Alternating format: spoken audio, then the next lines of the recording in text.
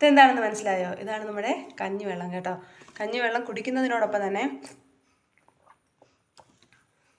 നമ്മുടെ മുടി നല്ല തഴച്ച് വളരുന്നതിനും അതുപോലെ തന്നെ മുടി കൊഴിയുന്നത് തടയാനെല്ലാം സഹായിക്കും കേട്ടോ. അപ്പോൾ നമ്മൾ കഞ്ഞിവെള്ളം തലയിൽ ചെറുതായിട്ടൊന്ന് അപ്ലൈ ചെയ്ത് കൊടുക്കുന്നത് നല്ലതായിരിക്കുമേ. ഇത് നമ്മുടെ മുടി കൊഴിച്ചിൽ മാറ്റി മുടി നല്ല ആരോഗ്യത്തോടെ ഇരിക്കുന്നതിനോടൊപ്പം തന്നെ നമ്മുടെ അകാലനര തടയാൻ വേണ്ടിയിട്ട് ഹെൽപ്പ് ചെയ്യും കേട്ടോ. ഇത് നമ്മുടെ മുടിയുടെ കർഷണം കുറച്ച് മുടിയുടെ ഇലാസ്തികത വർദ്ധിപ്പിച്ച് മുടിയെ നല്ല തിളക്കം നൽകാൻ സഹായിക്കുന്ന ഒന്നാണേ.